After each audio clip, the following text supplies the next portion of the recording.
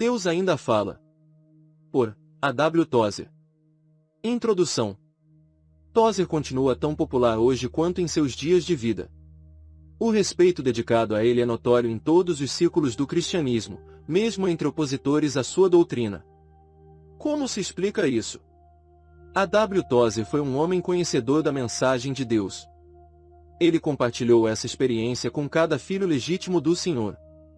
Estes incluem todos os chamados pela graça do Pai a fazer parte com ele da união mística que se tornou possível por meio de Jesus, seu Filho. Tozer travou uma dura luta contra a indiferença e a formalidade em seus dias. Considerado um virtuoso homem de Deus pela maioria dos evangélicos atuais, sua abordagem nada convencional à espiritualidade não o constrangia em consultar seja quem fosse, de santos católicos a místicos do protestantismo alemão, para obter inspiração em como vivenciar a Deus de uma maneira mais plena. Tozer, assim como seu mestre, não se encaixava em nossas chamadas caixas teológicas. Ele era um homem segundo o coração de Deus e disposto a quebrar as regras, aquelas feitas pelo homem, para alcançar seus objetivos. Reproduzimos aqui 2 escritos de Tozer que representam exatamente essa ambição. Revelação não é tudo e a voz que fala. Incluímos também um capítulo extra, o perigo do cinema religioso. O seu eu espiritual encontrará neste material muita substância para mastigar. Os escritos de Tozer mostrarão a você como saciar sua fome espiritual. Dave Kinsella. Revelação não é tudo. A mensagem a seguir é de autoria do falecido Dr. W. Tozer e será incluída em um próximo volume de discursos por ele proferidos, atualmente em fase de preparação. Para nós, a mensagem reflete o pensamento da Witness and a Testimony, e a emprestamos para apresentá-la aos nossos leitores, os quais, temos certeza, se deleitarão com ela. Recentemente, a mensagem veiculou na The Alliance Witness, uma publicação da Christian and Missionary Alliance. Ao fazer menção a esses fatos, devo dizer que, nos meus primeiros anos de ministério e trabalho para o Senhor, muitas das minhas realizações devo à vida do Dr. B. Simpson, fundador da Alliance. T. Austin Sparks. Estando, pois, a festa já em meio, subiu Jesus ao templo e começou a ensinar. Então os judeus se admiravam, dizendo, como sabe estas letras, sem ter estudado? Respondeu-lhes Jesus, a minha doutrina não é minha, mas daquele que me enviou. Se alguém quiser fazer a vontade de Deus, há de saber se a doutrina é dele, ou se eu falo por mim mesmo. João 7:14-17. O ponto crucial, o centro de toda essa questão, está no verso 17. Se um homem está disposto a fazer a vontade de Deus, ele deve saber. As pessoas estavam maravilhadas com os ensinos do Senhor. Elas se perguntavam, que sabedoria é esta que lhe foi dada? Como ele pode saber tudo isso? Ou, em outras palavras, como isso é possível sem ele nunca ter estudado em escolas comuns? Naqueles dias, não havia escolas disponíveis para as pessoas como hoje. O Rabi ensinava a pequenos grupos de alunos. É evidente que nosso Senhor jamais frequentou uma escola rabínica, por isso a pergunta, de onde ele produziu essa doutrina maravilhosa, já que nunca frequentou as escolas dos rabis? Bem, a pergunta nos revela muito sobre aquelas pessoas. Para elas, a verdade não passava de um mero conhecimento intelectual, capaz de ser reduzido a um código.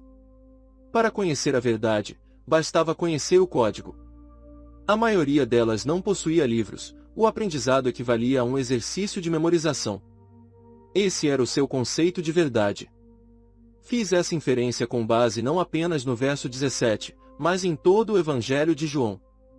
Para aquelas pessoas, a verdade representava algo intelectual, assim como para nós 2 vezes 2 é igual a 4. A verdade existia, porém apenas na forma de conceito intelectual. Essa era a condição a qual a verdade foi reduzida. Aquela gente conhecia os mandamentos. Vocês não terão outros deuses além de mim, mas o 7º dia é o sábado dedicado ao Senhor teu Deus. Não farás. No entanto, tal conceito não previa uma verdade marcada por grandes mistérios, nenhum fato profundo ou nada além do óbvio. E é exatamente aqui que seus pressupostos diferiam dos conceitos do Salvador, pois o ensino do Senhor Jesus era sempre mais intenso, mais profundo. Nas convicções daquelas pessoas, as palavras de verdade eram a verdade. Nesse ponto, cometemos um erro comum de interpretação da teologia cristã com consequências morais e espirituais de suma importância. Para aquela gente, ter as palavras da verdade e ser capaz de recitar o código garantia a posse da verdade. Ou seja, viver pela palavra da verdade significava viver na verdade. O Salvador tentou corrigir essa visão equivocada. Ele lhes mostrou a natureza celestial da sua mensagem. Disse Jesus: o meu ensino não é de mim mesmo, não o 18:19, sou um rabi passando ensinamentos para serem meramente memorizados e recitados. Estou oferecendo a vocês algo totalmente diferente desse tipo de doutrina. Anteriormente, Jesus havia dito: pois não falei por mim mesmo, mas o Pai que me enviou ordenou o que dizer e o que falar, O que eu vi, isso tenho falado. Sou um meio transparente pelo qual a verdade é proferida. Vocês creem que o caminho para a verdade é procurar um rabi e aprendê-la com ele. Isso não é a verdade, essa abordagem à verdade não está correta. É neste ponto, a meu ver, onde jaz a fraqueza do cristianismo moderno. A linha de batalha, o combate dos dias de hoje, não é travado necessariamente entre fundamentalistas e liberais. Há uma diferença entre eles, é claro. Os fundamentalistas dizem: Deus criou os céus e a terra. Os liberais dizem: bem, essa é uma forma poética de explicar a criação, na verdade, tudo surgiu da evolução.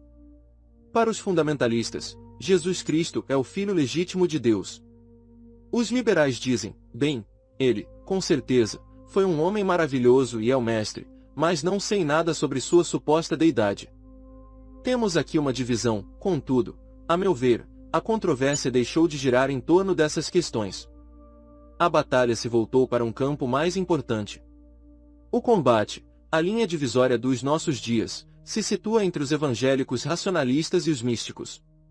Tentarei explicar isso.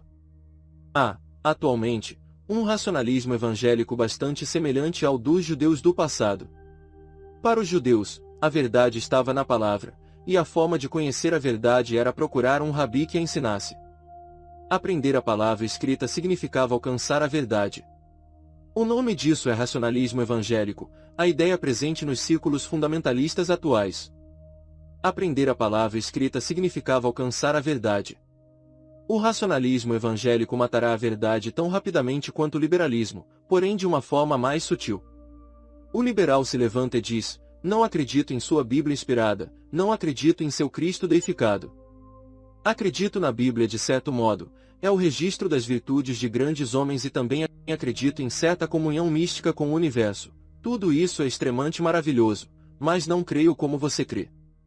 É possível identificar facilmente esse homem, basta ficar atento, e ele aparece. Podemos situá-lo no lado oposto, porque ele se apresenta como alguém do lado de lá. Mas o seu racionalismo evangélico tem a nossa cara. Ele aparece como se fosse um de nós e repete as palavras ditas pelos fariseus, os piores inimigos de Jesus quando ele aqui esteve: bem, a verdade é a verdade, e se cremos na verdade, temos a verdade. Gente assim não enxerga nada mais profundo ou místico, nada misteriosamente elevado, sobrenatural ou divino. Sua visão se limita a dizer: creio em Deus, o Pai Supremo, Criador dos céus e da terra, e em Jesus Cristo, seu Filho unigênito, nosso Senhor. Eles carregam consigo a palavra escrita, o código e o credo. Para eles, isso é a verdade. E eles a transmitem às pessoas. O resultado: estamos morrendo espiritualmente. O que dizer do místico evangélico? Na verdade, não gosto muito da palavra místico, porque logo imaginamos um cara de cabelos longos e barbicha agindo de forma estranha e contemplativa. Talvez o vocábulo não seja o mais adequado, mas estou falando do lado espiritual das coisas, da verdade acima da palavra escrita. Há algo do qual precisamos nos apropriar. A verdade é superior ao código. Há uma vida pulsante no meio do código, e é preciso absorvê-la. Tudo, então, se resume à seguinte pergunta: o corpo da verdade cristã é suficiente? Ou a verdade tem uma alma e também um corpo? Para o racionalista evangélico, toda essa conversa de alma da verdade é baboseira poética. O corpo da verdade é a única coisa da qual precisamos. Se cremos no corpo da verdade, estaremos a caminho do céu e, se não nos desviarmos, tudo dará certo e conquistaremos uma coroa no último dia. Vamos dizer isso de outro jeito. A revelação é suficiente ou deve ser acompanhada de iluminação. A Bíblia é um livro inspirado. A Bíblia é um livro relevado. Obviamente, você e eu acreditamos nela como uma revelação, com todas as palavras proferidas por Deus e reproduzidas por homens santos movidos pelo Espírito Santo.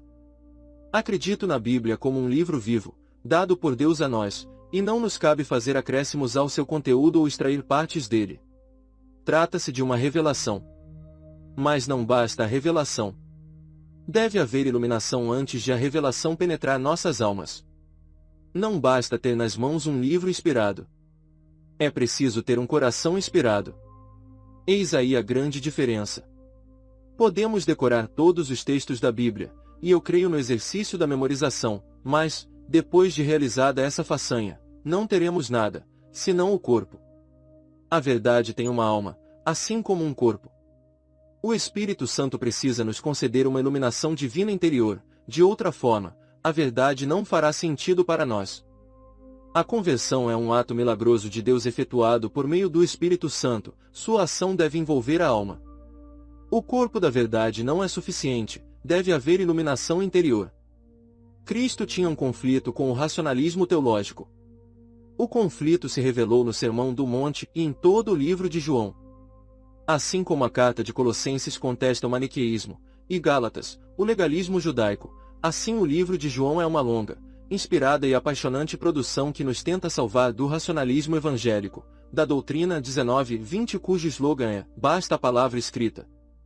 A fidelidade à palavra escrita é tão inexpressiva quanto o liberalismo. Revelação, devo relembrar, não salva. Revelação é o fundamento sobre o qual nos apoiamos. Ela nos diz no que crer. É o livro de Deus, e o defendo com todo o meu coração, mas antes de eu ser salvo, deve haver iluminação, penitência, renovo, entrega interna. Não há dúvida de que muita gente tem entrada facilitada ao reino.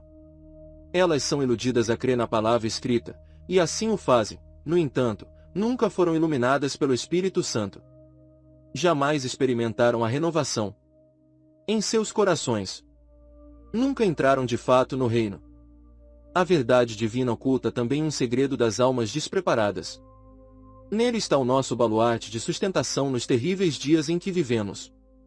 O cristianismo não é simplesmente um artigo ao qual a gente estende a mão e pega na prateleira. Deve haver preparação da mente, da vida e do homem interior antes de podermos vivenciar uma fé salvadora em Jesus Cristo. Alguém poderá indagar, é possível ouvir a verdade e não compreender a verdade? Ouça as palavras de Isaías, então disse ele, vai, e dize a este povo, ouvis, de fato, e não entendeis, e vedes, em verdade, mas não percebeis. 6:9. É possível ver e, mesmo assim, não perceber. Paulo afirma, 1 Coríntios 2:4-5, a minha linguagem e a minha pregação não consistiram em palavras persuasivas de sabedoria, mas em demonstração do Espírito de poder, para que a vossa fé não se apoiasse na sabedoria dos homens, mas no poder de Deus. Mas, então, surgem os racionalistas teológicos dizendo que a fé não deve se apoiar em sabedoria humana, mas na palavra de Deus. Paulo não disse exatamente isso. Na verdade, ele disse o seguinte, nossa fé deve se apoiar no poder de Deus. É bem diferente. Os versos 9-14 afirmam, mas, como está escrito, as coisas que o olho não viu, e o ouvido não ouviu, e não subiram ao coração do homem, são as que Deus preparou para os que o amam. Mas Deus nolas revelou pelo seu Espírito, porque o Espírito penetra todas as coisas, ainda as profundezas de Deus. Por quê? Qual dos homens sabe as coisas do homem, senão o Espírito do homem, que nele está?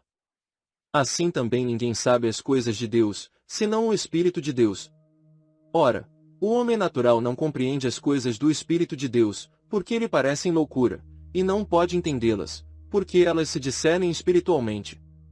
Paulo, o homem de Deus, está dizendo, fui enviado para pregar e preguei com poder capaz de iluminar e penetrar a consciência e o espírito e mudar o homem interior de modo que sua fé esteja firmada no poder de Deus. Meus irmãos, vocês podem firmar sua fé na palavra escrita, e mesmo assim, permanecerem tão mortos quanto o morto do provérbio. Entretanto, quando o poder de Deus se manifesta na palavra escrita e ateia fogo ao sacrifício, nasce o cristianismo. Chamamos a isso de avivamento, que, na verdade, não é bem o avivamento. Trata-se simplesmente do cristianismo do Novo Testamento. É como deveria ter sido desde o início, mas não foi. Veja o que diz Mateus 11, naquele tempo, respondendo Jesus, disse, graças te dou, ó Pai, Senhor do céu e da terra, que ocultaste estas coisas aos sábios e entendidos, e as revelaste aos pequeninos. Sim, ó Pai, porque assim te aprouve. Todas as coisas me foram entregues por meu Pai, e ninguém conhece o Filho, senão o Pai, e ninguém conhece o Pai, senão o Filho, e aquele a quem o Filho quiser revelar. Essa doutrina nos ensina claramente que a verdade não tem apenas um corpo ao qual devemos confiar nossa fé cegamente, há também uma alma de cuja essência é preciso se apoderar e, se não o fizermos, teremos apenas um cadáver nas mãos. Uma igreja poderá defender o credo e a verdade por anos e gerações, ver o tempo passar e morrer, acompanhar a chegada de novas pessoas que receberão o mesmo código, crescerão e morrerão. Isso até um avivador aparecer nessa comunidade, mexer com todos e, por meio da oração, colocar Deus em cena. Resultado, o avivamento toma conta da igreja. Pessoas que pensavam estar salvas são salvas. Pessoas que apenas criam no código passam a crer em Cristo. Certo homem começa a frequentar uma igreja, acredita nos textos, aprende a citá-los, memorizá-los e ensiná-los, com o tempo, se torna um diácono, e o resto nós já conhecemos.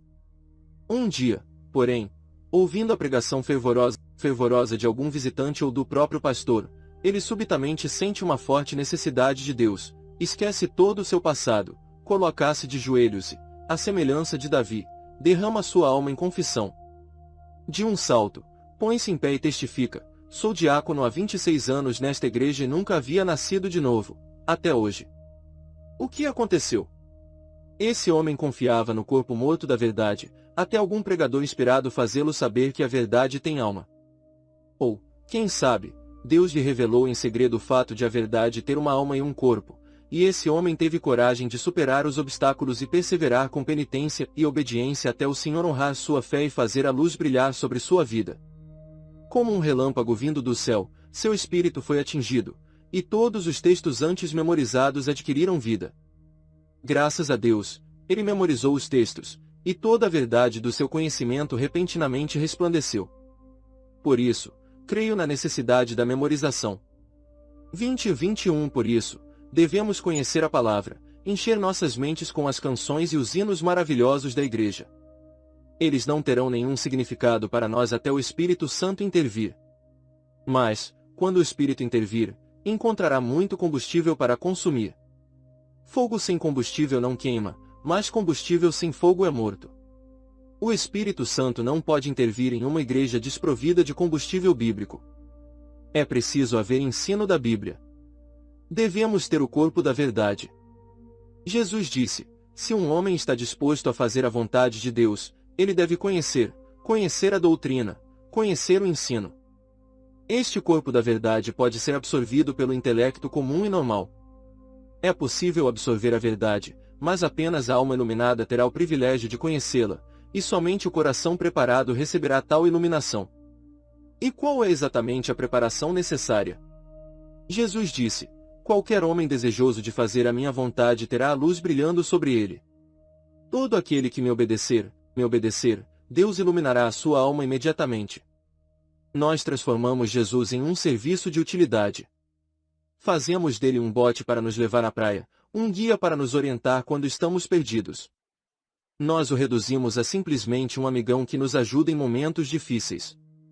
Isso não é cristianismo. Jesus Cristo é Senhor.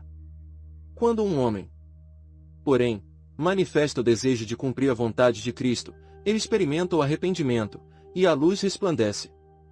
Nenhum homem pode conhecer o Filho a não ser pelo Pai. Nenhum homem pode conhecer o Pai se o Filho não o revelar. Posso saber coisas sobre Deus, e isso representa o corpo da verdade. Mas só posso conhecer Deus, a alma da verdade, quando estiver pronto para ser obediente. Antes de a palavra de Deus ter algum significado em meu ser, devo obedecer à palavra. A verdade não se doa a rebeldes. ela não concederá vida a homens desobedientes à luz. Mas, se andarmos na luz, como ele na luz está, temos comunhão uns com os outros, e o sangue de Jesus seu Filho nos purifica de todo o pecado. Se você desobedece a Jesus Cristo, então não pode esperar que ele o ilumine. Mas a iluminação existe. Compreendo bem as palavras de Charles Wesley, seu espírito testifica com o sangue e me diz que sou nascido de Deus. Não foi preciso ninguém me explicar o significado dessa afirmação. Todo o que desejar fazer a minha vontade, disse Jesus, receberá uma revelação em seu coração. Receberá uma iluminação interior lhe dizendo que é filho de Deus. Se um pecador se dirigir ao altar e certo obreiro bom conhecedor do Novo Testamento o persuadir a fazer parte do reino, o diabo o encontrará 2 quarteirões abaixo e tentará persuadi-lo a desistir da ideia. Porém, se ele receber a iluminação interna, acompanhada do testemunho em sua mente, pois o Espírito testifica ao sangue, ninguém conseguirá demover esse homem da sua fé. Ele dirá, mas eu sei. Um homem assim não é intolerante ou arrogante, apenas convicto. Seria este o avivamento? Não exatamente, mas o cristianismo normal. É como deveria ser. Se um homem está disposto a fazer a vontade de Deus, ele deve saber. E aí você me diz que fará um curso bíblico. Se você resiste a Deus e se recusa a seguir Jesus, nada o impedirá de fazer um curso e aprender tudo sobre síntese, análise e o que mais desejar. Talvez você deva até mesmo ler pouco, e todos os cursos do mundo não trarão iluminação interior. Sua mente pode estar cheia de conhecimento, mas, no dia em que decidir obedecer a Deus, esse conhecimento tomará conta do coração. Você saberá. Somente os servos da verdade podem de fato conhecer a verdade. Somente os que obedecem poderão de fato experimentar uma mudança interna. O homem pode permanecer alheio e conhecer tudo sobre a verdade. Li certa vez um livro a respeito da vida espiritual interior cujo autor não era cristão. Achei interessante sua forma de expor o assunto. Estou falando de um brilhante intelectual inglês. Adotando o ponto de vista do observador, ele examinou pessoas espirituais de uma perspectiva externa, sem nunca experimentar algo que o tocasse. Podemos ler a Bíblia, em qualquer versão à nossa escolha, e se formos honestos, admitir nossa motivação em fazê-lo, obediência ou cegueira interior. Podemos recitar todo o livro de Romanos, palavra por palavra, e ainda assim continuarmos cegos interiormente. Ou, quem sabe, citarmos todo o livro de Salmos e ainda permanecermos cegos. Podemos conhecer a doutrina da justificação pela fé, nos solidarizarmos com Lutero e a Reforma e não nos livrarmos da cegueira interna. Pois a fonte de iluminação não é o corpo da verdade, mas o Espírito da verdade. Se você está disposto a obedecer ao Senhor Jesus, Ele iluminará o seu espírito, trazendo esclarecimento à alma, e o seu conhecimento da verdade passará a ser um conhecimento espiritual, o poder começará a fluir e se manifestar e você se sentirá transformado, maravilhosamente transformado. No grande dia da volta de Cristo, apenas uma coisa terá importância: fui iluminado internamente ou não? Regenerado internamente? Purificado internamente? Conheço Jesus. A voz que fala. No princípio era o Verbo, e o Verbo estava com Deus, e o Verbo era Deus. João 1. Um homem comum e inteligente, não versado nas verdades do cristianismo, se depara com esse texto e muito provavelmente concluirá que João pretendia ensinar sobre a forma típica de Deus falar e comunicar suas ideias às pessoas. E ele estaria certo. A palavra é o meio pelo qual expressamos ideias, e a aplicação do termo ao Filho Eterno nos leva a crer que a autoexpressão é inerente à divindade. Deus está constantemente procurando expressar-se à sua criação. A Bíblia toda respalda tal pensamento. Deus está falando. A ideia não é Deus falou, mas Deus está falando. Deus, por natureza, se expressa o tempo todo. Ele enche o mundo com sua voz expressiva. Uma das grandes realidades com a qual precisamos lidar é a voz de Deus em seu mundo. A mais concisa das cosmogonias, e a única genuinamente lógica, é esta: Deus falou, e tudo se fez. A lógica da lei natural é a viva voz de Deus, imanente em sua criação. No entanto, essa palavra de Deus, por meio da qual os mundos vieram a existir, não pode ser entendida como a Bíblia, pois não se trata de uma palavra escrita ou impressa, mas a expressão da vontade de Deus proferida na estrutura de todas as coisas. A palavra de Deus é seu fôlego enchendo potencialmente o mundo de vida. A voz de Deus é a força mais poderosa da natureza, na verdade, a única força, uma vez que toda a energia do universo só é possível porque essa poderosa palavra está sendo emitida. A Bíblia é a palavra escrita de Deus e, por ser escrita, está confinada e limitada pelas necessidades da tinta, do papel e do couro. A voz de Deus, no entanto, é viva e livre, assim como o Deus soberano é livre. As palavras que eu vos tenho dito são espírito e são vida. A vida se encontra na palavra falada. A palavra de Deus contida na Bíblia tem poder simplesmente porque corresponde à palavra de Deus no universo. Por meio da voz presente, a palavra escrita se reveste de poder. De outra forma, ela permaneceria em eterno estado de letargia, confinada entre as capas de um livro. Nossa visão de mundo se torna pequena e primitiva quando imaginamos Deus na criação estabelecendo contato físico com os elementos, moldando, ajustando e construindo como se fosse um carpinteiro. A Bíblia tem outro ensinamento: pela palavra do Senhor foram feitos os céus, e todo o exército deles pelo sopro da sua boca. Pois ele falou, e tudo se fez, ele mandou, e logo tudo apareceu. Pela fé entendemos que os mundos foram criados pela palavra de Deus, de modo que o visível não foi feito daquilo que se vê. Vale a pena lembrar que Deus não está se referindo aqui à palavra escrita, mas à sua expressão verbal.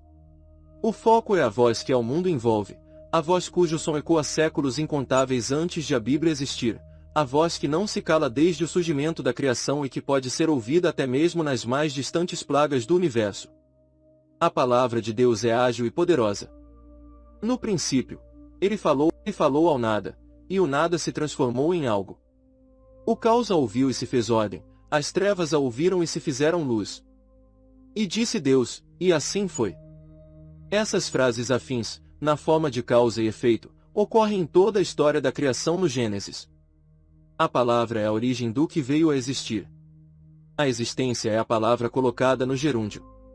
É Deus presente falando. Essas verdades são a espinha dorsal de todas as demais verdades bíblicas. Sem elas, não existe revelação. Deus não escreveu um livro, e o despachou via mensageiro para ser lido à distância por mentes desassistidas. Ele ditou um livro, e vive nas palavras proferidas, falando o tempo todo e fazendo com que o poder nelas inerente perdure através dos anos. Deus soprou seu fôlego no barro, e ele se transformou em homem. Ele sopra sobre os homens e eles se transformam em barro.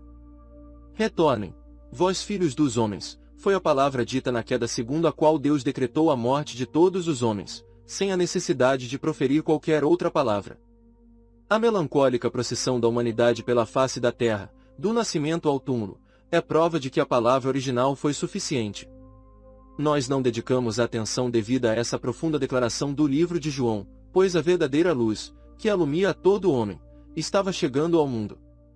Podemos mudar a pontuação da oração à vontade, e ainda assim a verdade permanece. A palavra de Deus afeta os corações de todos os homens como uma luz para a alma. A luz resplandece nos corações de todos os homens, a palavra ecoa, e nada escapa à sua presença. Algo assim seria inevitável se Deus estivesse vivo e presente em seu mundo. E João testifica, pois é exatamente assim. Mesmo quem nunca ouviu falar na Bíblia recebeu a mensagem com clareza suficiente para remover de seu coração qualquer desculpa eternamente. Pois mostram a obra da lei escrita em seus corações, testificando juntamente a sua consciência e os seus pensamentos, quer acusando-os, quer defendendo-os. Porque as suas coisas invisíveis, desde a criação do mundo, tanto o seu eterno poder, como a sua divindade, se entendem, e claramente se veem pelas coisas que estão criadas, para que eles fiquem inexcusáveis.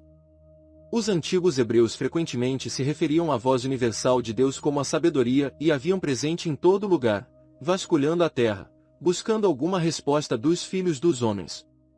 O capítulo 8 do livro de Provérbios começa da seguinte maneira: não clama porventura a sabedoria, e não faz o entendimento soar a sua voz. A partir daí, o escritor retrata a sabedoria como uma bela mulher que, no cume das alturas, junto ao caminho, nas encruzilhadas das veredas ela se coloca. Ela faz sua voz ressoar por todos os cantos e assim ninguém ficará sem ouvi-la. A vós, ó homens, clamo, e a minha voz se dirige aos filhos dos homens. E então ela apela ao simples e ao tolo para dar ouvidos às suas palavras. O seu apelo requer uma resposta espiritual, uma resposta pela qual ela sempre buscou, mas raramente pôde garantir. A tragédia é que o nosso bem-estar eterno depende do ouvir, e nós treinamos os ouvidos para não ouvir. Essa voz universal ressoa desde sempre e frequentemente inquietou os homens, mesmo quando estes não compreenderam a origem de seus temores. Poderia essa voz, que destila qual névoa viva sobre os corações dos homens, ser a causa oculta da consciência perturbada e do anseio pela imortalidade confesso por milhões desde a aurora da história documentada? Não devemos ter medo de enfrentar a situação. A voz que fala é um fato. A forma como os homens reagem ao seu falar merece destaque pelo observador. Quando Deus falou dos céus ao Nosso Senhor, homens egoístas explicaram como uma causa natural. Eles disseram, é um trovão, um trovão. Esse costume de explicar a voz por meio de apelos à lei natural está enraizado na ciência moderna. No cosmo vivo e pulsante, há um algo misterioso, magnífico, terrível demais para qualquer mente compreender. O homem crente não reivindica a compreensão. Ele se prostra de joelhos e suspira. Deus. O homem terreno também se prostra, mas não para adorar. Ele se prostra para examinar, escrutinar, encontrar a causa e o como das coisas. Vivemos hoje em uma era secular.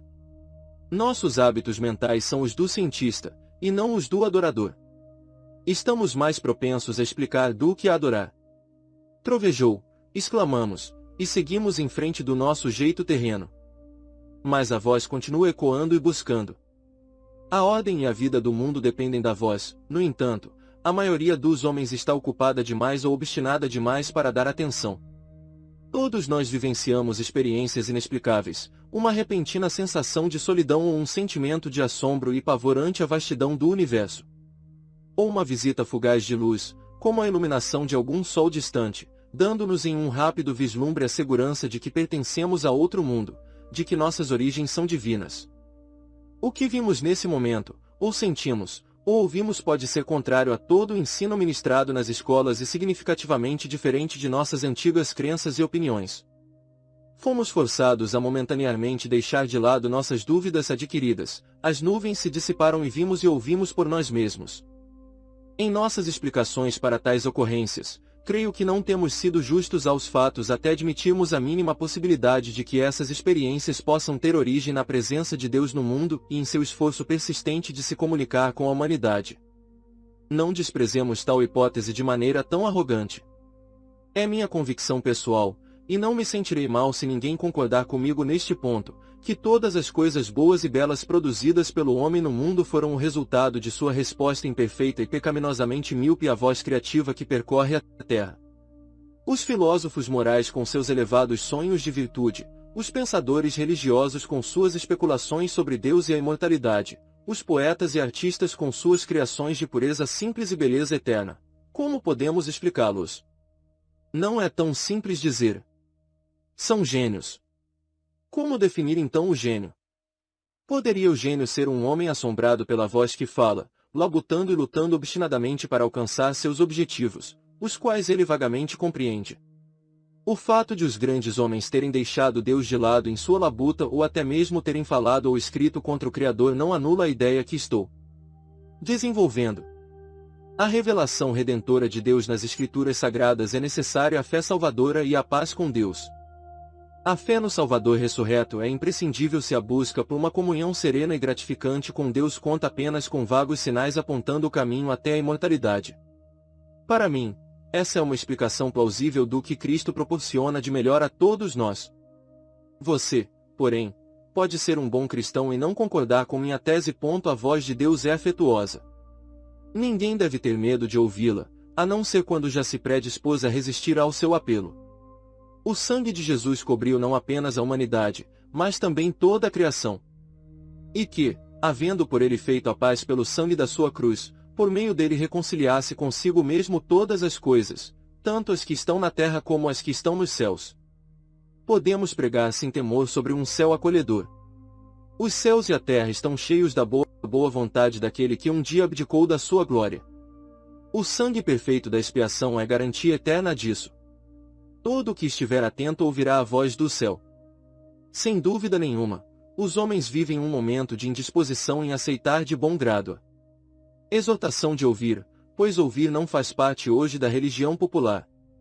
Nos colocamos no polo oposto dessa verdade. A religião aceitou a terrível heresia de que barulho, tamanho, atividade e tumulto tornam um homem agradável a Deus. Podemos, no entanto, ter esperanças.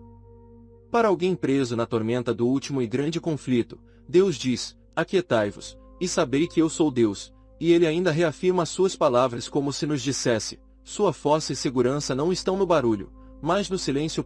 É importante nos aquietarmos para esperar em Deus. E é melhor ficarmos sozinhos, de preferência com nossas Bíblias abertas diante de nós. Depois, se assim desejarmos, poderemos nos aproximar de Deus e começar a ouvi-lo falar aos nossos corações. Creio que para a pessoa comum as etapas deveriam seguir algo mais ou menos assim: primeiro, um som semelhante a uma presença caminhando no jardim. Depois, uma voz mais inteligível, mas ainda não muito clara. Em seguida, chega o feliz momento quando o Espírito começa a iluminar as Escrituras. O mero som de antes ou, na melhor das hipóteses, uma voz, se transforma em palavra inteligível, acolhedora e íntima. Tão clara quanto a palavra de um querido amigo. Por fim, surge a vida e a luz e o melhor do melhor, a capacidade de ver e descansar em Jesus Cristo e abraçá-lo como Salvador, Senhor, tudo. A Bíblia jamais será um livro vivo se não nos convencermos de que Deus se expressa em seu universo. Saltar de um mundo morto e impessoal para uma Bíblia dogmática é demais para a maioria das pessoas. Talvez admitam aceitar a Bíblia como a palavra de Deus e podem até pensar nela dessa forma, mas acham impossível crer que as palavras em suas páginas são de fato a autoria de Deus. Um homem pode dizer: essas palavras foram dirigidas a mim, e ainda assim não sentir nem reconhecer a realidade da sua afirmação. Ele é vítima de uma psicologia dividida. Ele tenta conceber Deus como mudo em todos os lugares e falante apenas no livro. Na minha concepção, grande parte da nossa descrença religiosa se deve a uma concepção errônea e a um sentimento equivocado das Escrituras da verdade. De repente, o Deus silencioso começa a falar em um livro, e quando o livro fica pronto, ele volta a se recolher em seu silêncio eterno. Hoje, lemos o livro como registro do que Deus disse quando, por um breve momento, entrou no modo de fala. Com essas percepções em mente, como podemos crer? Os fatos são: Deus não está calado, e nunca esteve. Falar é a natureza de Deus. A segunda pessoa da Santa Trindade é chamada de a Palavra. A Bíblia é o inevitável resultado da fala constante de Deus. É a declaração infalível de sua mente colocada ao nosso alcance em nossas palavras humanas comuns. Acredito que um novo mundo surgirá do meio da obscuridade religiosa quando passarmos a considerar a Bíblia não apenas como livro um dia falado, mas como livro falando hoje em dia. Os profetas comumente afirmavam: assim diz o Senhor. Seu objetivo era fazer os ouvintes compreenderem que Deus fala no presente contínuo. Podemos usar o passado para acertadamente indicar que em certo momento Deus proferiu certa palavra, mas a palavra de Deus, uma vez falada, permanece falando, assim como uma criança nascida continua viva, um mundo criado continua existindo.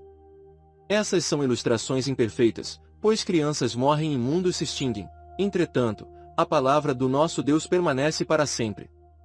Se você decidir conhecer o Senhor, abra resoluto a Bíblia com a expectativa de a ouvir-lhe dizer algo. Não a abra como se fosse uma coisa útil apenas quando lhe for conveniente. A Bíblia está muito além de ser uma coisa, é uma voz, uma palavra, a genuína palavra do Deus vivo. O perigo do cinema religioso. Quando Deus entregou a Moisés a planta do tabernáculo, ele teve todo o cuidado de incluir detalhe por detalhe, temendo pela possibilidade de Moisés se sentir no direito de melhorar o projeto original. Deus o advertiu solenemente: atenta, pois, que os faças conforme o seu modelo, que te foi mostrado no monte. Deus, e não Moisés, foi o arquiteto. A decisão do plano foi uma prerrogativa da deidade. E ninguém ousou alterá-lo a nem 1 milímetro. A Igreja do Novo Testamento também é uma construção segundo um padrão. Não apenas as doutrinas, mas os métodos são concessão divina. As doutrinas estão expressamente definidas em inúmeras palavras. Alguns dos métodos seguidos pela Igreja primitiva do Novo Testamento foram outorgados por comando direto, outros, empregados por aprovação específica de Deus, representando obviamente mandamentos ministrados aos apóstolos pelo Espírito. A questão é, quando o cânon do Novo Testamento fechou, concluiu-se a planta da era. Deus não acrescentou nada mais desde então. Desviar-se do plano revelado de Deus é um risco totalmente nosso. Todo desvio tem duas consequências, a imediata e a remota. A imediata afeta o indivíduo e as pessoas ao seu redor, a remota se projeta para o futuro através de eras desconhecidas e pode se expandir a ponto de influenciar toda a Igreja de Deus na Terra para o mal. A tentação de acrescentar coisas novas, à obra de Deus sempre foi muito difícil para alguns resistirem. A Igreja sofreu danos incontáveis nas mãos de pessoas bem-intencionadas, mas mal orientadas, com o falso sentimento de saberem mais sobre como executar a obra de Deus do que o próprio Cristo e seus apóstolos. Uma composição ferroviária não conseguiria rebocar o caminhão religioso colocado em operação na Igreja como esperança de melhorar o padrão original. Todos esses elementos se constituíram em estorvos evidentes ao avanço da verdade e alteraram de tal forma a estrutura divinamente planejada que, se os apóstolos voltassem hoje, dificilmente reconheceriam o resultado, essa coisa desfigurada. Quando esteve na terra, nosso Senhor purificou o templo, e purificações periódicas foram necessárias na Igreja de Deus ao longo dos séculos. Toda geração certamente terá o seu leigo ambicioso aparecendo com alguma ideia mirabolante que ele ansiosamente deseja incutir na cabeça dos sacerdotes diante do altar. O fato de as Escrituras não justificarem a existência da sua invenção parece não aborrecê-lo de forma nenhuma. Ele apresentará mesmo assim, em nome da ortodoxia. Logo, a ideia é assimilada nas mentes do público cristão e acompanhada de todas as coisas boas e santas de praxe. Naturalmente, atacar a invenção significa atacar a própria verdade.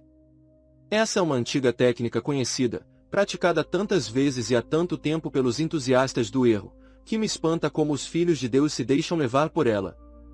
Nós que professamos a fé evangélica estamos em uma posição um tanto embaraçosa quanto a criticar o catolicismo romano por sua parcela de desvio das Escrituras e, ao mesmo tempo, tolerar em nossas próprias igrejas um mundo de frivolidade religiosa tão ruim quanto a água sagrada ou a unção celestial.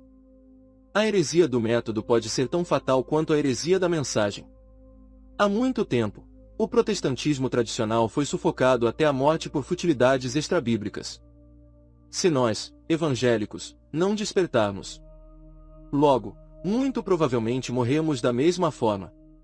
Nos últimos anos, surgiu um novo método para transmitir conhecimento espiritual ou, sendo mais exato, um método que de novo não tem nada. Na verdade, trata-se da adaptação de um artifício existente há anos, cuja origem e história não pertencem à Igreja, mas ao mundo. Alguns fiéis lançaram seus mantos sobre o tal artifício, o abençoaram com um texto, e agora tentam apresentá-lo como o dom de Deus para os nossos dias. No entanto, independentemente de quão eloquente seja a propaganda espiritual, trata-se de um acréscimo não autorizado cuja ideia nunca fez parte do modelo mostrado a nós no monte. Me refiro, obviamente, ao cinema religioso. Do cinema em si não sofro nenhuma repulsa irracional. É simplesmente uma invenção mecânica moral em essência, nem boa nem ruim, mas neutra. Em nada difere de qualquer objeto físico ou de alguma criatura desprovida do poder de decisão. Determinar se tal objeto é útil ou prejudicial depende de quem o utiliza e para que o utiliza. Nenhuma qualidade moral estará vinculada se não houver liberdade de escolha. Pecado e justiça dependem da vontade. O cinema se enquadra na mesma classe do automóvel, do computador ou do rádio, um poderoso instrumento tanto para o bem quanto para o mal, condicionado ao como é aplicado. Para ensinar os fatos da ciência física, o cinema tem sido útil.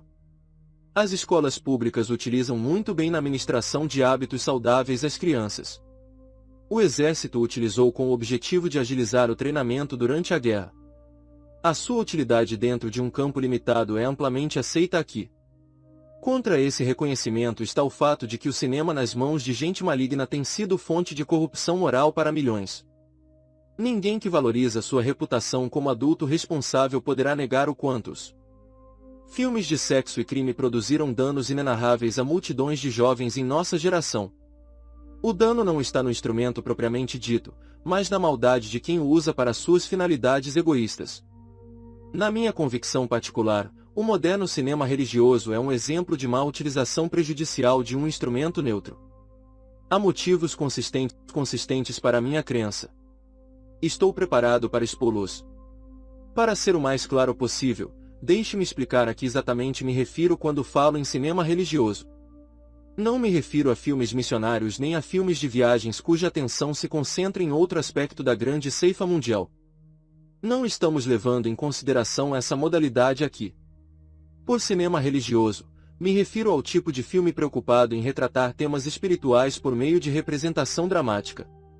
Esses filmes, como seus defensores não ousariam negar, são imitações genuínas da autêntica variedade hollywoodiana, porém a verdade me obriga a classificá-los como infinitamente inferiores aos seus modelos, sendo a maioria de má qualidade, amadora, e do ponto de vista artístico, irremediável e lamentavelmente tosca. A produção desses filmes se resume a encenar uma história religiosa diante da câmera. Vejamos, por exemplo, a bela e famosa história do Filho Pródigo. Para transformar a história em filme, a narrativa seria trada como um enredo. O cenário de filmagem seria montado, os atores interpretariam os papéis do pai, do filho pródigo, do irmão mais velho, etc. Haveria a trama, a sequência e o desfecho dramático como em qualquer dramalhão ambientado nos Estados Unidos, no México ou em uma cidade brasileira. A história seria encenada, filmada, gravada em rolos de filme e distribuída pelo país para ser vista por alguns onde houvesse interesse. O culto no qual haveria a exibição de um filme assim pode ser igual a qualquer outro até chegar ao momento da mensagem da palavra de Deus. As luzes seriam apagadas, e a tela de projeção, ligada. A mensagem seria o filme. Obviamente, o que se seguiria ao filme dependeria das circunstâncias, mas, normalmente, teríamos uma música convidativa, enquanto pecadores errantes ouviriam um afetuoso apelo estimulando-os a voltar para Deus. A Deus. Bem, o que há de errado em tudo isso? Por que alguém questionaria essa ideia ou se oporia à sua utilização na casa de Deus? Veja a minha resposta. 1. A ideia viola a lei bíblica do ouvir. O poder da fala é um nobre dom de Deus. Em sua capacidade de abrir a boca e, por meio de palavras, revelar aos seus seguidores os pensamentos de sua mente, o homem compartilha uma das prerrogativas do Criador. Em sua capacidade de compreender a palavra falada, a mente humana é soberana sobre toda a criação abaixo dela. O dom pelo qual o homem se faz capaz de traduzir ideias abstratas em sons representa um sinal de sua honra como ser criado à imagem de Deus. Palavras impressas ou escritas correspondem a símbolos sonoros, traduzidos pela mente em audição. Hieróglifos e ideogramas foram, com efeito, não imagens, mas letras, e letras eram marcas aceitas como representação de ideias aceitas. Portanto, palavras, sejam faladas ou escritas, correspondem a um meio de comunicação de ideias. Temos aqui um princípio básico da natureza humana oriundo da nossa origem divina. Quando Deus concedeu sua maravilhosa revelação redentora à humanidade, Ele o fez por meio de palavras, e acho isso extraordinário. E proferiu Deus todas essas palavras, resume bem o próprio relato bíblico de como a mensagem foi parar ali. Então disse o Senhor, é o eterno refrão dos profetas. As palavras que eu vos tenho dito são espírito e são vida, disse o nosso Senhor aos seus ouvintes. Disse ele ainda, em verdade vos digo que quem ouve a minha palavra, e crê naquele que me enviou, tem a vida eterna. Paulo tornou fé e palavra inseparáveis, logo a fé é pelo ouvir, e o ouvir pela palavra de Cristo. E como ouvirão, senão a quem pregue? Romanos 10:14. De fato, não é preciso ser gênio para constatar o quanto a Bíblia rejeita imagens e expressões dramáticas como meio de trazer fé e vida à alma humana. O fato é, não podemos expressar nenhuma verdade bíblica por meio de um filme. Sinceramente, tudo o que qualquer filme pode fazer é trazer de volta à mente alguma verdade já aprendida por meio da palavra escrita ou falada. Instrução e palavras religiosas estão atadas por um cordão vivo e não podem sofrer separação sem perdas fatais. O próprio Espírito, ministrando silenciosamente ao coração, faz uso de ideias anteriormente recebidas pela mente por meio de palavras. Se me disserem os modernos filmes religiosos são sonoros, isto é, usam a voz humana para deixar a ação mais dramática, fica fácil argumentar. O simples fato de o filme depender de palavras faladas torna as imagens desnecessárias. A imagem é o grande diferencial entre o filme e o sermão. A mensagem do filme é endereçada basicamente aos olhos. Se a mensagem fosse endereçada ao ouvido como nas Escrituras, a imagem não teria sentido e poderia ser omitida sem prejuízo do efeito pretendido. Palavras têm o poder de expressar todo o desejo de Deus ao falar e o fazem sem a ajuda de imagens. De acordo com certa teoria popular, a mente recebe por meio dos olhos 5 vezes mais informação do que o ouvido. No que diz respeito ao aspecto externo dos fatos físicos, isso pode ser verdade, mas quando o assunto são verdades espirituais, estamos em um universo totalmente diferente. Nesse universo, a visão externa é menos importante. Deus endereça sua mensagem ao ouvido atento. Não atentando nós, diz Paulo, nas coisas que se veem, mas sim nas que se não veem, porque as que se veem são temporais, enquanto as que se não veem são eternas. 2 Coríntios 4:18. O texto corrobora todos os pontos fundamentais da Bíblia, e estes nos ensinam a desviar os olhos das coisas visíveis e fixar os olhos do coração em Deus, enquanto os ouvidos se mantêm reverentemente atentos às suas palavras. Mas que diz? A palavra está perto de ti, na tua boca e no teu coração, isto é, a palavra da fé, que pregamos. Romanos 10:8. Aqui, e não em outro lugar, vemos o padrão do Novo Testamento, e nenhum ser humano ou anjo do céu tem o direito de alterar esse padrão. 2. O cinema religioso incorpora a maligna ideia de que a religião é, ou pode ser, uma forma de entretenimento. Essa ideia chegou a nós como um maremoto tardio e passou a ser amplamente ensinada ou sutilmente aceita por um número cada vez maior de pessoas. Por estar indissoluvelmente ligada ao tema em discussão, gostaria de discorrer um pouco mais sobre ela. A ideia segundo a qual a religião deve ser divertida produziu mudanças radicais no cenário evangélico desta geração. Com ela, fomos presenteados, não apenas com o chamado cinema gospel, mas também com um novo tipo de jornalismo religioso. Surgiu uma nova variedade de revista para os igrejeiros, podemos ler suas páginas de capa a capa sem esforço, sem meditação e sem benefícios. Com ela, rebentou também toda uma enxurrada de ficção religiosa com heroínas plásticas e heróis inanimados e jamais vistos neste famigerado globo terrestre. Essa nova escola de profissionais do entretenimento religioso parece não se dar conta de que religião e entretenimento são essencialmente opostos entre si. Seu esforço de iludir o leitor e aplicar-lhe uma rápida dose de verdade salvadora enquanto a mente está distraída com outra coisa é não apenas fútil, mas, sendo franco, algo bem desonesto. A esperança de poder converter um homem enquanto ele está ocupado realizando as façanhas de algum herói imaginário me faz lembrar da história do missionário católico, que costumava surpreender adultos e crianças doentes borrifando um pouco de água santa sobre eles no intuito de garantir sua passagem para a Cidade de Ouro. Acredito que a maioria dos mestres religiosos responsáveis concordará que qualquer esforço para ministrar verdades espirituais por meio de entretenimento é, na melhor das hipóteses, fútil e, na pior delas, categoricamente prejudicial à alma.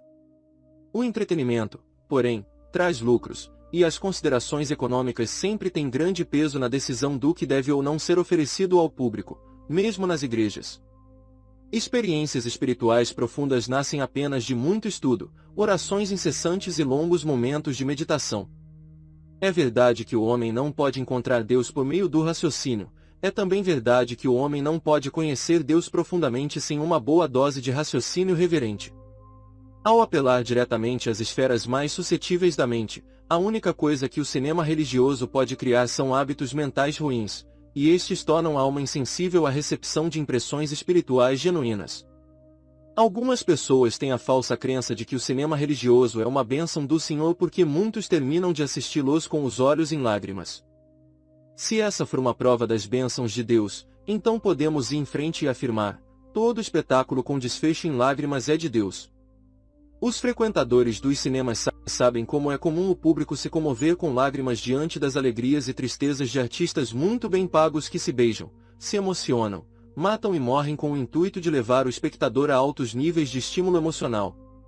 Homens e mulheres dedicados ao pecado e designados à morte poderão, no entanto, derramar lágrimas em solidariedade aos atores travestidos em seus personagens e não sofrer nenhuma grande mudança para melhor. Foi lindo tocar nas emoções, mas a vontade passou batida. O cinema religioso fatalmente atrairá uma boa multidão de pessoas incapazes de discernir entre as fortes emoções da simpatia vicária e as genuínas operações do Espírito Santo. 3. O cinema religioso é uma ameaça à religião verdadeira, pois incorpora encenação, uma violação da sinceridade. Sem dúvida alguma, o bem mais precioso de um homem é sua existência individual, o elemento pelo qual a pessoa é ela mesma e nenhuma outra, que não pode ser invalidado pelo homem nem compartilhado com ninguém. Cada um de nós, mesmo ocupando uma posição de menor destaque no esquema social, é exclusivo na criação. Todos somos um ser integral, possuidor da sua própria individualidade, o que nos torna para sempre distintos, seres humanos exclusivos. É esse traço da singularidade o que permite ao homem desfrutar de cada galardão da virtude e tornar-se responsável por seus pecados. É a sua personalidade que deverá persistir eternamente em sua natureza e que o distinguirá de toda criatura já colocada por Deus neste mundo. Por ser uma criatura semelhante a todos os seus mestres morais, em especial Cristo e os apóstolos, a sinceridade se torna básica para a boa vida. A palavra, conforme usada no Novo Testamento, alude à prática de expor uma bela peça de cerâmica ao sol para testar sua pureza. Sob a luz branca, todas as substâncias estranhas são instantaneamente reveladas. Portanto, o teste de sinceridade se concentra basicamente no caráter humano. O homem sincero é aquele em quem não há nada de estranho, ele é uma peça única e preservou sua individualidade contra violações. Para o homem, a sinceridade deve ser sinônimo de manter o caráter consigo mesmo. A controvérsia de Cristo com os fariseus girava em torno da mania incurável pela qual esse grupo encenava a moralidade. Os fariseus constantemente fingiam ser o que não eram. Eles tentavam anular seu próprio eu e incorporar a figura de um homem diferente e melhor. Assumiam um falso personagem e o representavam como se fosse real. Cristo os classificou como hipócritas. O fato de a palavra hipócrita ter suas origens nos palcos é mais do que uma coincidência etimológica. O seu significado é ator. Valendo-se desse instinto para a adaptação, tão típico da origem das palavras, o termo foi usado para expressar a ideia de alguém que violou sua sinceridade e passou a interpretar um papel falso. O ator assume um personagem diferente de si e o interpreta como se fosse real. Quanto mais ele for capaz de incorporar outra personalidade, melhor será como ator.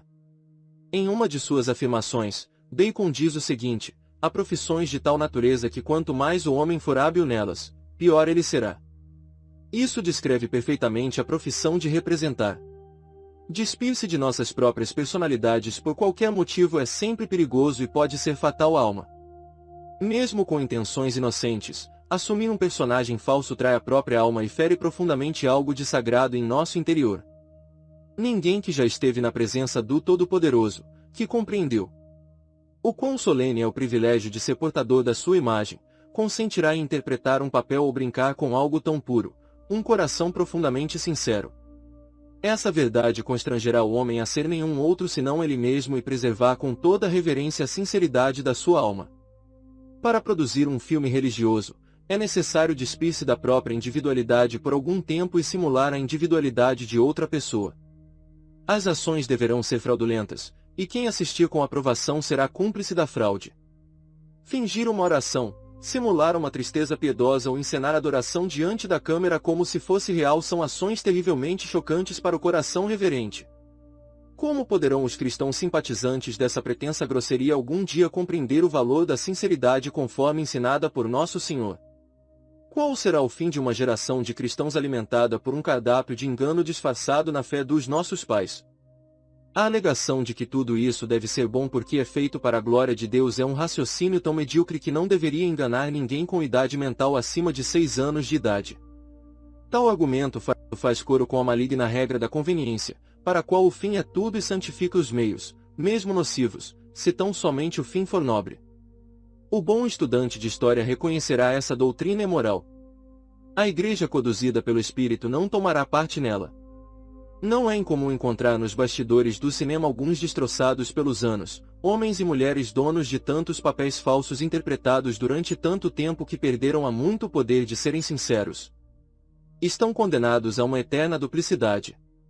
Cada ação das suas vidas é fingida, todo sorriso é falso e cada tom de voz é artificial. A maldição não é lançada sem motivos. Não é por acaso que a profissão de ator se caracteriza, por natureza, como libertina. Hollywood e Broadway são duas fontes de corrupção com poder de transformar os Estados Unidos em uma Sodoma e lançar sua glória no pó. A profissão de ator não é criação dos hebreus. Não é parte do padrão divino. A Bíblia não a menciona nem a aprova. A arte dramática, na forma como veio a fazer parte da nossa cultura, surgiu na Grécia. Originalmente, acompanhava a adoração ao deus Dionísio e era regada a bebidas e orgias. O drama sacro da época medieval foi usado como justificativa para o moderno cinema religioso. É a escolha de uma arma infeliz para a defesa do cinema, pois causa mais ferimentos a quem a utiliza do que qualquer possível argumento que me venha à mente. O drama sacro teve seus tempos de glória na Idade Média. Compreendia espetáculos dramáticos com temas religiosos encenados para divertimento da massa. Na melhor das hipóteses, esses espetáculos consistiram em esforços equivocados de ensinar verdades espirituais por meio de representação dramática. Na pior das hipóteses, se revelaram terrivelmente irreverentes e totalmente repreensíveis. Em alguns deles, o Deus Eterno era representado como um homem velho vestido de branco e adornado com uma peruca dourada. Para acrescentar humor, o diabo foi colocado em cena com liberdade de dar cambalhotas e divertir os espectadores. Assim como no cinema moderno, os temas bíblicos estavam presentes, mas não salvaram o todo de se tornar algo tão corrupto que a própria Igreja Católica acabou proibindo seus sacerdotes de participar deles. Quem apelar ao drama sacro como meio de obter um precedente certamente terá ignorado alguns fatos importantes. Por exemplo, a popularidade do drama sacro coincidiu exatamente com o mais sombrio período de corrupção pelo qual a Igreja já passou. Quando a Igreja finalmente despertou de seu longo sono moral, essas encenações perderam popularidade e fatalmente desapareceram. É importante lembrar, o instrumento de Deus para livrar a Igreja da escuridão não foram as artes dramáticas, mas a pregação bíblica ungida pelo Espírito. Homens sérios fizeram a verdade ressoar, e pessoas se voltaram para Deus. Na verdade, a história revela que nenhum progresso espiritual, nenhum broto de vida espiritual jamais foi associado a qualquer forma de representação dramática. O Espírito Santo nunca honra a fantasia. Estaríamos testemunhando uma repetição do modelo histórico. Seria a aparência do cinema religioso um sintoma do pobre estado de saúde espiritual dos nossos dias? Temo que sim. Somente a ausência do Espírito Santo no púlpito e a falta de discernimento genuíno por parte dos professos cristãos podem explicar a disseminação do cinema religioso entre as chamadas igrejas evangélicas. Uma igreja cheia do Espírito não poderá tolerar tal coisa. 4. Os produtores do cinema gospel sentem-se na obrigação de apresentar seu trabalho ao público com autoridade espiritual, mas falham em concretizar seus intentos. A igreja, enquanto se mantiver firme no Senhor, percorrerá as trilhas das Escrituras e será capaz de apresentar um motivo bíblico para a sua conduta. Seus membros se reúnem em horários definidos para orar juntos, com autoridade bíblica para respaldá-los. Eles se reúnem para ouvir a exposição da palavra de Deus, um elo praticamente contínuo com Moisés. Eles cantam salmos, hinos, e cânticos espirituais, em outras palavras, seguem os mandamentos do apóstolo. Eles visitam os doentes e preceito e exemplo demonstrados na Escritura Sagrada. Eles acumulam suas ofertas e as trazem em ocasiões definidas à igreja ou à congregação para uso na obra do Senhor. Isso segue também o padrão bíblico. Eles ministram, treinam e instruem, nomeiam mestres, pastores e missionários e os enviam a realizar a obra para a qual o Espírito os agraciou, tudo isso com total respaldo da autoridade bíblica. Eles batizam, repartem o pão e testemunham ao perdido, sempre estão juntos nos momentos difíceis, carregam os fardos uns dos outros e compartilham suas tristezas, e assim deve ser, pois para tudo isso há total autoridade. Quanto ao cinema religioso, onde está a autoridade? Em se tratando de um desvio tão grave do antigo padrão, onde está a autoridade? Por introduzir a arte pagã da representação dramática na igreja, onde está a autoridade? Desafio os defensores do cinema a citar apenas um verso, de qualquer livro da Bíblia, em qualquer tradução, que justifique seu uso. Isso não serão capazes de fazer. Na melhor das hipóteses, recorrerão à psicologia mundana ou citarão em bom tom: tempos modernos requerem métodos modernos. Mas dentro das escrituras, citem um verso para autorizar a encenação cinematográfica como instrumento do Espírito Santo. Isso não serão capazes de fazer. Todo cristão sincero deve encontrar autoridade para justificar o cinema religioso ou rejeitá-lo, e todo produtor desses filmes, se esquadrinhar a si mesmo diante das faces de homens honestos e reverentes, deve apresentar credenciais bíblicas ou abandonar o negócio. Mas diria alguém, não há nada de condenável nas escrituras sobre o cinema religioso, trata-se apenas de um novo meio de pregação da velha mensagem, assim como impressão em papel é um método mais moderno e melhor de escrita, e o rádio, uma ampliação da conhecida fala humana. Para contestar esse argumento, o cinema não é a modernização ou o aperfeiçoamento de nenhum método bíblico, na verdade, é um meio totalmente estranho à Bíblia e sem autorização. É encenação, apenas isso, e nada mais que isso. Trata-se da introdução na obra de Deus de algo cuja essência não é neutra, mas inteiramente maligna. A impressão em papel é neutra, assim como o rádio e a câmera. São instrumentos que podem ser usados para o bem ou para o mal, dependendo da vontade do usuário. No entanto, a encenação é má em essência no sentido de envolver a simulação de emoções falsas. Incorpora uma grave contradição moral ao recorrer à mentira como meio de serviço da verdade. Os argumentos a favor do cinema religioso são por vezes inteligentes e sempre superficiais, mas jamais é empreendido um esforço real de citar autoridade espiritual. Tudo que se aplica ao cinema pode ser também aplicado à bela dança, um meio amplamente cultivado de ensino da verdade religiosa por meio do apelo aos olhos. Seus defensores cada vez mais irreverenciam com grande eloquência, mas onde está sua indicação na planta? 5. Deus ordenou apenas 4 métodos pelos quais a verdade deverá prevalecer, e o cinema religioso não corresponde a nenhum deles.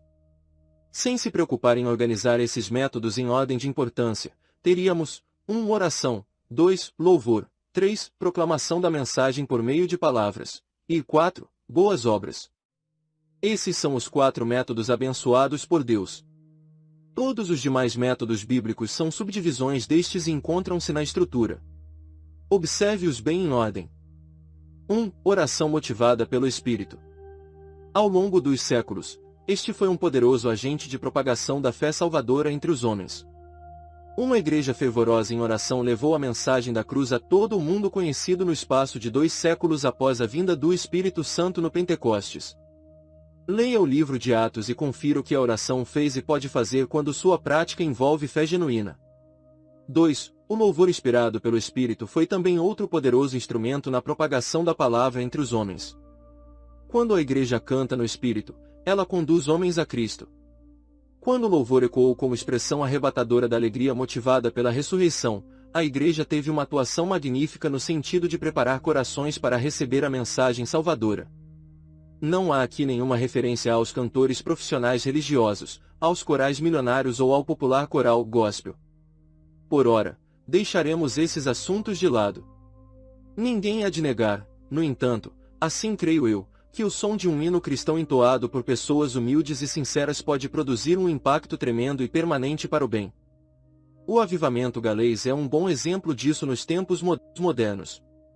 3. No Velho Testamento, assim como no Novo, quando Deus resolvia compartilhar sua mente com os homens, ele a incorporava em uma mensagem e a enviava a esses homens para proclamá-la. Para isso, Deus falava e escrevia da parte do mensageiro. A mensagem era recebida pelo ouvir e o ler da parte do destinatário. Todos nós conhecemos bem o verso. Falai benignamente a Jerusalém, e bradai-lhe, Isaías 40, 2. João Batista foi chamado de a voz do que clama no deserto, Mateus 3:3. Lemos ainda, então ouvi uma voz do céu, que dizia, escreve Apocalipse 14:13. O apóstolo João abre sua magnífica obra chamada o Apocalipse declarando uma bênção sobre aquele que lê e guarda as palavras da profecia e as coisas nela escritas. As duas palavras, proclamar e anunciar, resumem a vontade de Deus em relação à palavra. Na Bíblia, os homens responderam por boa parte do registro escrito do que foi falado. Em nossa época, homens são comissionados a falar sobre o que foi escrito. Em ambos os casos, o agente é uma palavra, nunca uma imagem, uma dança ou uma exibição. 4. Por seus atos de restauração, nosso Senhor abriu o caminho para suas palavras de salvação. Ele andou por toda parte fazendo o bem, e sua igreja é instruída a fazer o mesmo. Faber compreendeu isso quando escreveu: Tu também deves pregar, na virtude do amor por meio de ações de bondade e de uma vida virtuosa. A história da igreja está repleta de exemplos de missionários e mestres que prepararam o caminho para suas mensagens por meio de atos de misericórdia demonstrados a homens e mulheres, a princípio hostis ao seu recebimento, mas que não resistiram à bondade demonstrada a eles na prática em tempos de necessidade. Se alguém se opuser a chamar boas obras de método, não contenderei com sua opinião. Talvez seria mais apropriado dizer que boas obras são a realidade da proclamação na forma de uma fonte a transbordar no viver diário. Esses são métodos designados por Deus, estabelecidos na Bíblia, confirmados por séculos de aplicação prática. A invasão de outros métodos não é bíblica, não tem garantias e infringe as leis espirituais tão antigas quanto o nosso mundo. A ideia da pregação do Evangelho por meio de filmes é toda ela fundamentada nas mesmas suposições básicas do modernismo, quais sejam: a palavra de Deus não é final, e a atual geração, da qual fazemos parte, tem todo o direito de promover acréscimos ou alterações na palavra se sentir capaz de melhorá-la. Um exemplo descabido de atitude semelhante me chamou a atenção recentemente. Uma matéria inicialmente impressa foi distribuída anunciando o surgimento de uma nova organização em processo de formação. O empreendimento, a ser batizado de Associação Internacional de Artistas do Rádio e da TV, definiu assim um de seus dois maiores objetivos: promover o cinema como meio de proclamar o Evangelho. Aparentemente, os patrocinadores da ideia não são modernistas, mas fundamentalistas confessos. Alguns dos objetivos declarados são: produzir filmes, com ou sem apelo cristão, promover e manter padrões elevados no campo cinematográfico. Isto seria feito, diz aqui, por meio de muita oração, com os líderes da indústria cinematográfica, desafiar pessoas, especialmente jovens, a partir para esses campos, assim como são desafiados a partir para campos no exterior. Este último ponto não poderia passar sem uma dose própria de desafio da minha parte. A tal nova organização realmente fala sério quando propõe acrescentar outro dom aos dons do Espírito listados no Novo Testamento. Teríamos, então, de acrescentar ao número de dons do Espírito, como pastor, mestre e evangelista, uma nova modalidade: o dom de ator de cinema. Deveríamos acrescentar ao apelo para que jovens cristãos consagrados sirvam como missionários em campos estrangeiros um apelo para que sirvam como atores de cinema. O que o presidente temporário dessa nova organização propõe, a grosso modo, no documento com sua assinatura no fim, é exatamente isso. Em vez de o Espírito Santo dizer: separai-me a Barnabé e a Saulo para a obra que os tenho chamado, Atos 13:2, essas pessoas recorrerão à chamada lista de dons cristãos, para definir os nomes dos atores cristãos, que foram agraciados com o dom do Espírito a ser usado na produção de filmes religiosos. Assim, a ordem estabelecida no Novo Testamento é descaradamente violada por professos amantes do Evangelho, os quais dizem a Jesus: Senhor, Senhor, Senhor, mas desprezam abertamente seu senhorio quando lhes é conveniente. Nenhuma conversa mole justifica um ato tão grave de insubordinação. Saul perdeu o reino quando forçou a si mesmo e introduziu liberdades profanas no sacerdócio. Deixem esses pregadores cinematográficos ir atrás de suas coroas. Eles se verão na estrada para Endor em alguma noite escura muito em breve. 6. O cinema religioso está em total dissonância com o espírito das Escrituras e é contrário às formas de piedade genuína. Harmonizar o espírito do cinema religioso ao espírito das Sagradas Escrituras é impossível. Toda comparação aqui é grotesca, e não fosse a seriedade do assunto, seria absolutamente cômica. Imagine Elias apresentando-se a Acabe com um rolo de filme nas mãos. Imagine Pedro levantando-se no Pentecostes e dizendo: apaguem as luzes, por favor. Quando Jeremias hesitou em profetizar, sob a alegação de não ser um orador fluente, Deus tocou sua boca e disse: eis que ponho as minhas palavras na tua boca. Jeremias 1:9. Talvez Jeremias pudesse se sair muito bem sem o toque divino se tivesse um bom projetor 16mm e um rolo de filme caseiro. Que o homem ouse comparar seu espetáculo de cinema religioso ao espírito do livro de Atos. Que ele tente encontrar um lugar em 1 Coríntios 12 para encaixá-lo.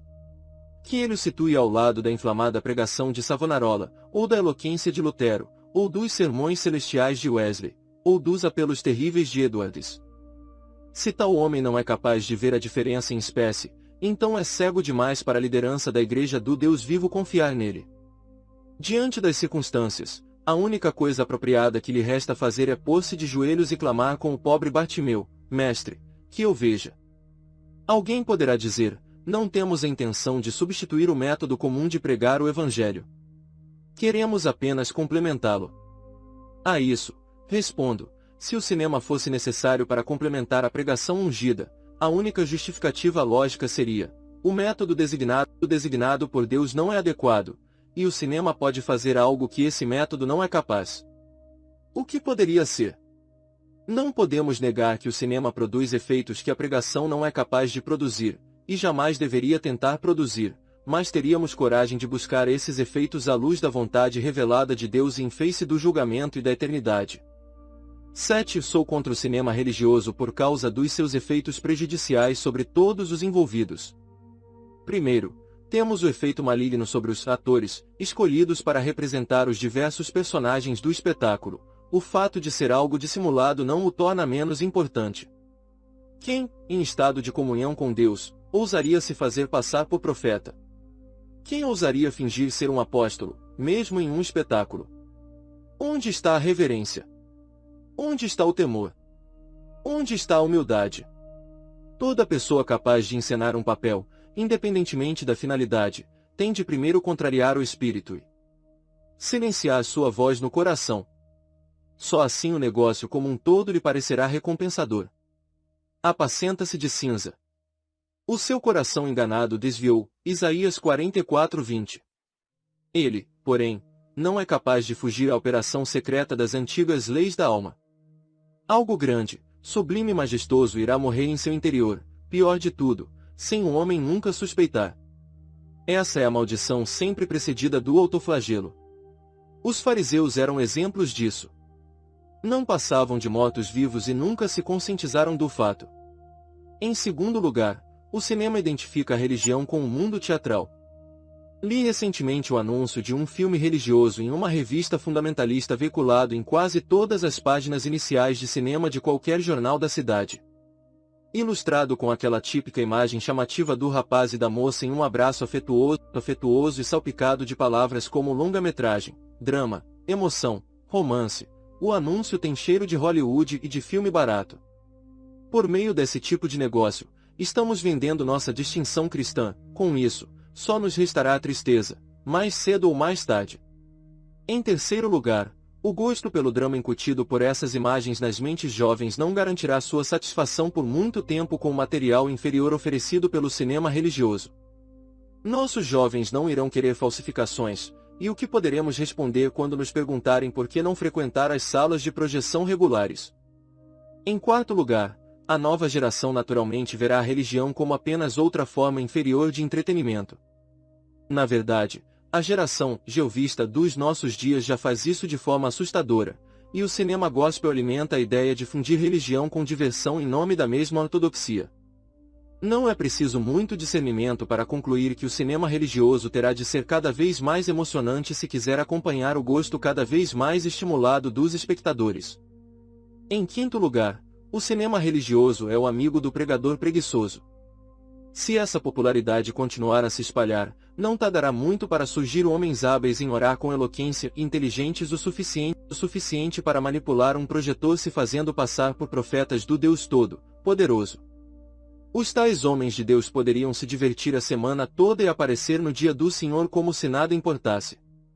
Tudo foi arranjado para eles no estúdio. Seu único trabalho é ajustar a tela, apagar as luzes e deixar o resto rolar, sem grandes dificuldades. Quando o filme entra em cena, o profeta é substituído pelo projetor.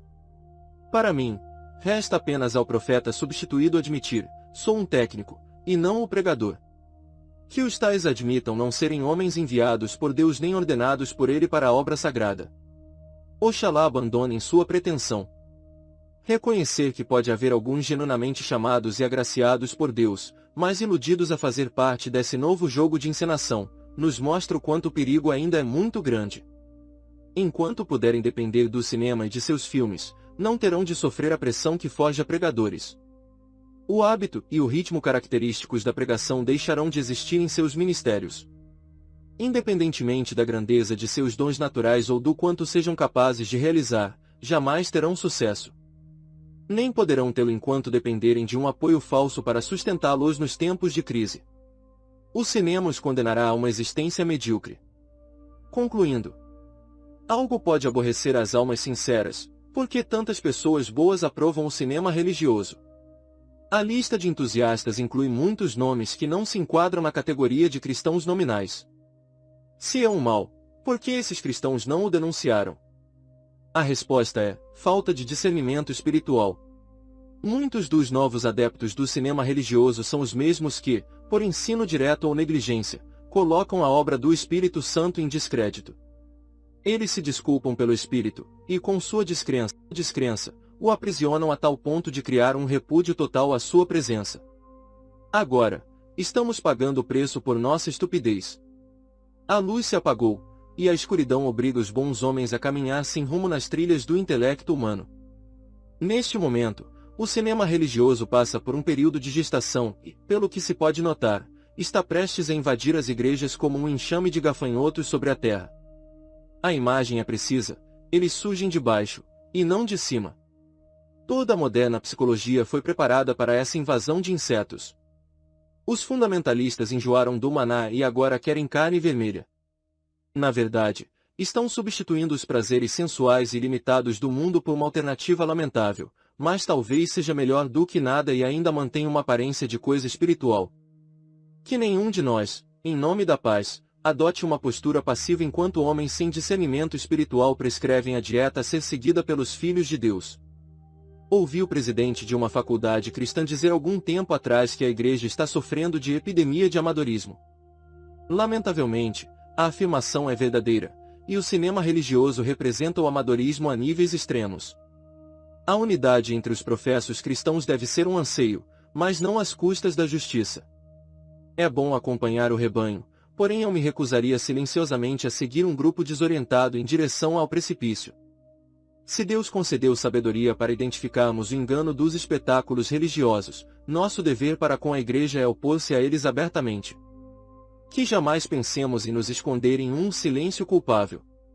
O erro não é silencioso, mas tremendamente audível e incrivelmente agressivo. Que jamais sejamos menos. Sejamos corajosos, ainda há milhares de cristãos cujos corações tremem ante a ideia de um mundo assumir o controle de tudo. Se estabelecermos um limite e prestarmos atenção a ele, poderemos nos surpreender com tantas pessoas posicionando-se do nosso lado para nos ajudar a libertar a igreja do seu mais novo invasor, o espírito de Hollywood. Fim. Obrigado pelo seu like. Deixe seu comentário, se caso tiver alguma sugestão de livro para que possamos fazer a narração por aqui, por gentileza pode deixar nos comentários. Desde já obrigado.